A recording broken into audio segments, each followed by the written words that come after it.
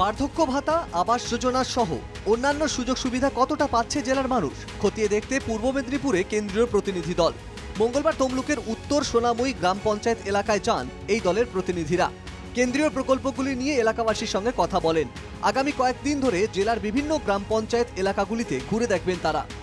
মানুষের সঙ্গে কথা বলে সমস্যা সম্পর্কে জানবেন। ফিরে গিয়ে তারা কেন্দ্রীয় সরকারকে রিপোর্ট দেবেন। কি জিজ্ঞাসা করলো? বলে তোমরা কোথা থেকে টাকা পাচ্ছ? আমরা কেন্দ্র সরকার থেকে এই কথা বলতেছি।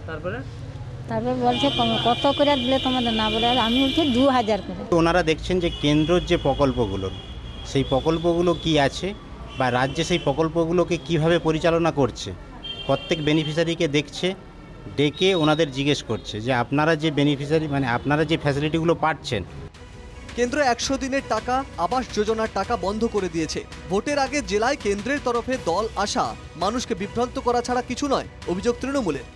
এই টিমের কি তাদের স্ট্যাটাস আমরা জানি না, এবং সবথেকে বড় কথা, কেন্দ্রীয় সরকার আমাদের 100 দিনের রোজগারের টাকা, স্বরোজগারের টাকা বন্ধ করে দিয়েছে। তারা হাউসিং ফর অলের টাকা বন্ধ করে দিয়েছে। তারপরে আমি জানি না এই ন্যাশনাল লেভেল মনিটরিং টিমের কি যৌক্তিকতা বা কি এখতিয়ার আছে, এবং ওদের কথা ওরা সম্পূর্ণভাবে মানুষকে রাজনৈতিকভাবে বিভ্রান্ত করছে। এই আমি আপনাদের মাধ্যমে তীব্র প্রতিবাদ করতে চাই। তৃণমূল কংগ্রেস এই রাজনৈতিক দল ভারতীয় জনতা পার্টি সম্পর্কে এবং কেন্দ্রীয় সরকার সম্পর্কে অহরহ মিথ্যা কথাবার্তা বলেছে। রাজ্য সরকার সমস্ত প্রকল্পের ক্ষেত্রে দুর্নীতি করেছে, যার ফলে কেন্দ্রীয় সরকার তার টিম পাঠিয়ে তমলুক কেন সারা জেলার ক্ষেত্রে সর্বত্র। শুধু প্রকল্প সম্পর্কে জানা নয়, প্রকল্পে আর কি কি হলে ভালো হয় তা প্রতিনিধি দলের কাছে তুলে ধরেন জেলার বাসিন্দারা।